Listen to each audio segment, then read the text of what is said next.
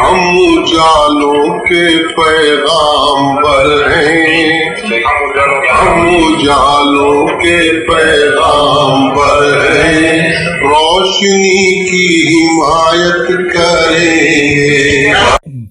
اس میں دو باتیں ہیں، ایک تو یہ کہ مولانا جوناگڑھی صاحب نے اپنے ترجمے میں بہت سی جگہ حضرت مولانا تھانوی کا جو بیان القرآن ہے اس کا ترجمہ جو کا تو لے لیا، اور اس پر اس وقت تو نہیں لیکن بعد میں سوالات اٹھے، اور بعض جگہ انہوں نے یہ کیا ہے کہ اس میں جو کا تو ابن کثیر سے لیا ہے، اس میں اپنی طرف سے کچھ نہیں کیا، اور مجھے اب بھی اس میں علمی طور پر تأمل ہے کہ مولانا جوناگڑھی صاحب کا کوئی باقاعدہ مکمل ترجمہ ہو۔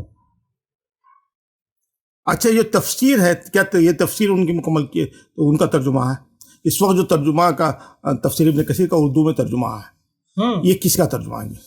تفسیر ابن کثیر کے ہاں، 2 بلکہ 3 ترجمے ہوئے ہیں۔ ہاں، اب مجھے معلوم نہیں، میں نے ان کا ترجمہ نہیں دیکھا، لیکن لگتا نہیں کہ وہ کہیں سے لے لیتے ہیں کچھ بھی۔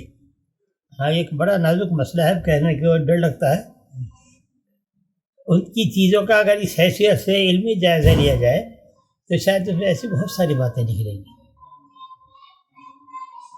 میں بھی کہہ رہا تھا نا، جہاں وہ رہتے تھے میں اس مسجد میں گیا، وہاں ان کا بچی کچھ کتابیں تھیں، وہ انہوں نے ہمارے ایک جاننے والے تھے ان کو دے دی تھی۔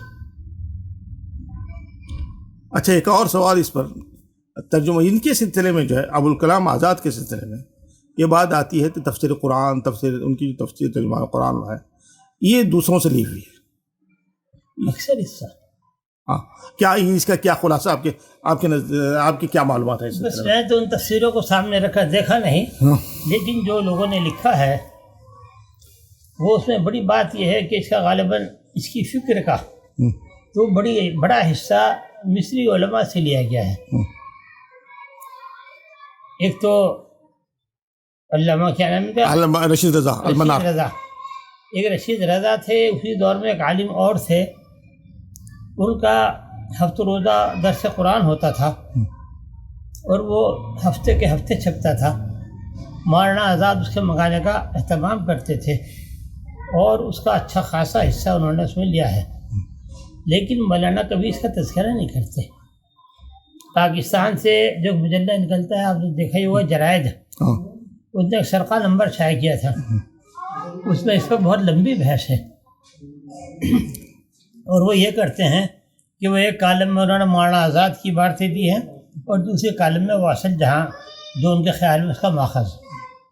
نہیں، بات تو یہ آتی ہے کہ کس نے یہ جو مجنون گورکھپوری ہے، مجنون گورکھپوری تو مجنون کی بات ہے کون؟ نہیں، مجنون نے جو کہا، یہ انٹرویو ہم نے سنا تو اس نے کہا کہ میں تو ابوالکلام مولانا آزاد سے متاثر نہیں ہوں۔ بات یہ ہے کہ مجنون کی رائے یوں معتبر نہیں کہ مجنون صاحب تو صرف اسلام کو ہی نہیں مانتے، ان کی رائے کہاں سے معتبر ہوگی؟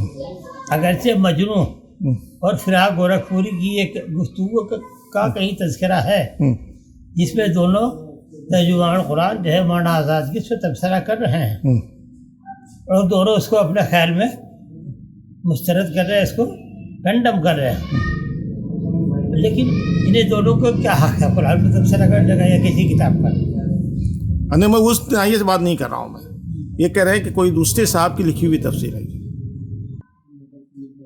اچھا، یہ جو محمد علی لاہوری ہیں، ان کی تفسیر بیان القرآن چھپی تھی، اس کا جو انداز ہے نمبرنگ کا، بعد کی تفسیروں میں وہ انداز نظر آتا ہے، تفسیر قرآن ہو، تفسیر ماجدی ہو، وہ تو الگ بات ہے، اس کی بات الگ ہے۔